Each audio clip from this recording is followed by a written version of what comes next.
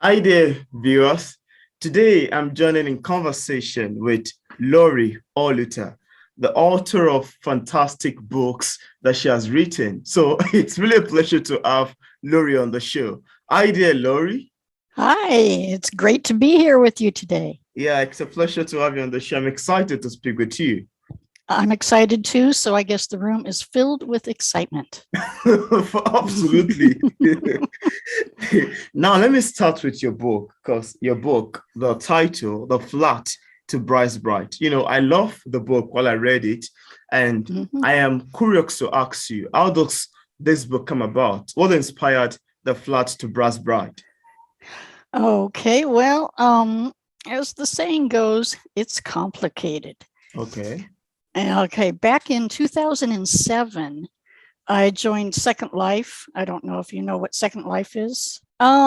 It's a virtual world, virtual community, Okay. and everything within it is created by the residents. It's Okay. kind of the same technology as video games, but it's not a game. Okay. Anyway, I created an avatar in there named CJ Ryder. Okay. She lives in a steampunk city called New Babbage. Um, New Babbage has now been my virtual home for 15 years, which is Wow. very strange to think about. Wow. Yep. Anyway, it's as real a place to me as my own backyard is. It's just beautifully detailed. It's a steampunk city. I can take my avatar on a walk around town and it always gets my imagination going. Wow. So that's kind of my inspiration and my virtual muse. Wow. But back in 2013, I started writing a biography for my avatar for her profile page. Okay. And I decided I'd give her a little bit of a backstory. And pretty soon I started writing about her childhood, how she ran away from home to join the circus. Okay. And I started posting little bits of her story every week. Oh. And people started following the story. Oh. And they'd get excited whenever I posted a new installment. Wow. So at some point, I realized I wasn't writing a short biography after all. I was writing a novel. Yeah. So I explained to her followers what was happening, and then I took everything offline so Oh. that I could properly write a book. Wow. Yeah, That's fascinating to me. yeah. And so Constance in the book really is CJ, my avatar. Oh, okay. Yeah, at least at birth she was. Yeah. Yeah. That's great. That's great. Yeah, Because when I actually read The Flight of Bryce Bright, I so much love it. And I was like, that's actually a very cool book to me. I'm glad you Now, enjoyed. yeah. Now I'm gonna ask you, how do you develop passion to write a fiction novel? Do you have an author or a particular book that inspires you to fiction? Well, I read a lot of different books within my genre because I Yeah. feel it's important to know what others are writing that's similar to my style. And I'm very inspired by an author named Gail Carriger. Um, she manages to combine steampunk, romance, paranormal, and do it all in a very witty way with very entertaining adventures. Wow. And if your listeners haven't heard of her, I recommend checking her out. I'd start with her first book, which is called Soulless, Hmm. which you might be interested in from your point of view on things you write, because Yeah. the main character is a woman who has no soul. Oh. Yeah, that's all I'll tell you. Wow, that's great. Even the title itself shows my interest because I love such kind of title, and I can easily Mm-hmm, denote that such kind of title would have a particular theme, which is somewhat related to my style of writing. mm-hmm. Yep. So Well, less. yeah, this takes a little bit of your style and a little bit of my style and kind of mixes it up. Oh, that's fun. Yeah. Now, I was going to ask you, without giving too much information away, could you tell us a bit about your book, Steamed and Steamy? Well, I'll just say that food is very important to the characters in all my books. Oh, They're always worrying about when where their next meal is coming from, or they're sitting down to some outrageously huge breakfast. wow. And so the book I'm working on right now even makes a really big fuss over cabbages. Oh, But there's a logical outcome to all this food obsession. okay. And if anyone looks up Steamed and Steamy and opens up the book, all will become clear. Oh, that's great. Yeah. And Did I not give too much away? yeah, sure, you did not. That's fun. I love that. I also see that your book, Legend of the Engineer and the Steam Kettle Kit Save the Day, are children's book, for readers within the age of 9 years to 12 years old. Now, could you tell us about the making of these books? Sure. Well, there's two types of stories I've always wanted to write for many years before I even started writing. I Okay. wanted to write a mystery and I wanted to write a holiday legend. Oh, It just seemed like fun challenges to do. So the inspiration for the Legend of the Engineer yeah. kind of came to me while I was thinking about my characters' daily lives in their Oh, neighborhood in Steam Kettle Bay and what sort of holidays the people there might celebrate. oh, And one thing led to another, and I ended up with a New Year's celebration that also takes a twist on the Santa Claus stories. oh, yeah. Yeah, and it highlights things that are important to my characters, like Yeah. trains and coal. And so that's how that came about. Wow, that's great. That's Yeah. very fascinating to me. Now, Mm-hmm. I'd love to know your opinion about fiction. Your novels are mostly fiction or all fiction. And I love to say that I've been so fascinated with fiction writers' source of inspiration. And I love to ask a lot of authors these questions. To me, I think fiction is a hard thing to do or to write compared to writing non-fictions like biographies, memoirs, autobiographies, etc. Now, I'd love Mm-hmm. to hear from you. What's your take about fiction? Was it something that you find very easy to do, or it's a difficult task for you? Okay. Well, personally, I think writing nonfiction would be horribly hard. Wow, wow. Yeah. I mean, you have to be sure all your facts and figures are correct. You need to be an expert on the topic, Oh, or you at least need to know how to Google your way around enough to pass to be an expert. oh, But with fiction, at least the kind of fiction I write, I'm in control of everything. yeah. I can build my world the way I want it, One, yeah. populate it with my chosen characters, give them the technology I enjoy writing about. I've always been fascinated by the Victorian era. No. So I chose that as my basis for my world. Oh, But since I write fiction, I can give it a twist. I don't want to write about royalty, for example. So there's no royalty in my world. okay. I love steampunk. So my technology includes steam power, airships, clockwork robots, pneumatic tubes, all kinds of fun goodies that way. I love writing about that kind of stuff. Well, that's Uh, quite great to me because, I've always been thinking about this question for a very long time. And I mhm, realized that everyone asks different answers to it. Like mhm. everyone asks what is most appealing to them and what is most difficult for them. To me, I Uh-huh. think nonfiction is easy. But when it comes to writing nonfiction in terms of history, like in terms of political history or the history of Mm-hmm. a country, that might be very difficult because it's gonna need extensive research and getting some facts right. But Right. And if you I've get always them wrong, people will really come after you. exactly they were like, what kind of book Yeah. is that? And it's a very huge way for to spoil a book, especially from critical readers. Mm-hmm. Yeah, I was also gonna ask you for readers like me who haven't read A Life Invected, without giving much information, could we have a sneak of what we would expect picking up A Life Invented? I mean, can you tell us a bit about the book? Sure. That's actually one of my favorites of the ones I've Oh, written. wow, beautiful. Yeah, it's the story of a genius child. He's a child inventor named Gerard Little. Okay. There's 5 chapters in the book, and each chapter takes Gerard on a different adventure. Okay. So since he's an inventor, readers get to see him create some crazy, brilliant inventions. And he's just a sweet little boy with very loving parents who they want Oh. the best for their weird son, but they don't know what to do with him half the time. But it's a very upbeat book. Wow. Well, I love the sound of that.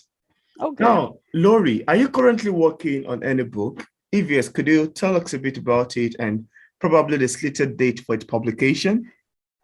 Yes, I'm working on the sequel to The Flight to Brass Bright. Wow, fascinating. It's called Down the Tubes. Okay. And I started it actually quite a few years ago, but some things happened in life and we had some big changes in our family, and it took me a few years to get back on track. Oh. But I'm there and I'm working on it again, and I'm determined it's going to get published this year. Oh. So, and I've got another book planned out to follow that one to be the third in the series. Wow. And it's going to be that mystery I always wanted to write. Wow, that's great. That's great. Yeah. You know, I've loved the numbers of books I've read from you so far. I love them, and I'm looking forward to that. I'm looking forward to the publication. Yep, I'll get you an advance copy. Yeah, that'll be great. I'd appreciate it. Sure. Now, I want to ask you, what are the challenges that you've encountered with writing? If there is any, could you share with us and how you ultimately overcame it? Pretty easily for me, and I think it actually comes too easily. Okay. I jump into a story and I start writing, and I'm curious to see where I'm going to go. Right. And that's a lot of fun. Yeah. But then when I hit the end and I go back to edit it, I start seeing all the continuity problems, the logic flaws, because I was rushing. I was rushing to write. I'm trying to teach myself to take the time to outline a story first. Okay. And discipline myself. Yeah. I don't like doing it, but I see the value in it. Yeah. Yeah. Wow, that sounds great. And I know I'm excited to know about that. Oh, good. I hope it helps others. Yeah, sure. It's even helped me myself because I've come to realize the importance of outlining, like outlining a novel, outlining a book, and making plans ahead while writing it. I think it helps. But, you know, for some times now, I haven't really worked with outline. I just write it as it comes to me. But I realized that for me to finish my soon-to-be novelist, It Changes Destiny, I think outlining will be very important. And I've heard a lot of people tell me about outlining and its advantage. That's great. Well, there's 2 kinds of writers. There's pantsers and planners. Exactly. Pantsers write by the seat of our pants. Yeah. Yeah. Now, could you tell us about your website, cjwrite.com? What are the things and services you render out there that, you know, the viewers would love to partake in? Okay, my website is named after my avatar. It's cjwriter.com. Okay. And it's really got 4 different sections in it. So it's like 4 websites inside one. Oh. And the first one is my editing service. I provide editing for other writers and various services. It's called the Little Red Pen Fiction Editing Services. Okay. And from the front page, you can get to all of these. Okay. I have another section where I put all my book reviews. Yeah. I made a promise to myself a couple of years ago that I would review every book I read. Wow. It's my way of saying thank you and giving support to all the writers. Yeah. So if anyone's looking for a review, then I have a little site for recipes. I've been working on my family recipes. It's just more of a personal family project. Wow. But anyone's welcome to use the recipes. Wow, that's great. Yeah, and then the last one is just a small place called Living Simply. It's just got some articles about living simply, foraging for food, home craft projects, things like that, because I'm interested in them. Wow. That's my site. Yeah, I love that. That's fascinating. Sometimes I just check some of your reviews and I love it. Even your content on Amazon, it's pretty sure much better. Because when I clicked on your name, I saw the profile and everything comes up. And I'm like, wow, you've read quite a lot of books. Yeah, I read constantly. Usually 4 books at a time. Wow, that's great. That's great. Now, could you tell us what publishing is like for a published author like yourself? What are the challenges that you've encountered in terms of marketing your book? And what are the mediums you've utilized in terms of promoting your books? That's a big question. Okay. Well, see, I'm an independent writer and author. I'm self-published. Yeah. So no one does my promotions for me. Oh. I have to do everything in my whole. Starting locally, I make it a point to get involved with local events at the library, at little independent bookstores. We have a couple of conventions that come through town. So I always try to have a book table or be able to speak or just get around and introduce myself. Yeah. So you got to let people know who you are. And carry some books in the trunk of your car. You never know. You never know. Just keep some books back there. And then, of course, there's social media, which is huge. And you have to follow and see what's popular right now, what hashtags work, how often should you post, what should you post. It all changes every day. Yeah, sure.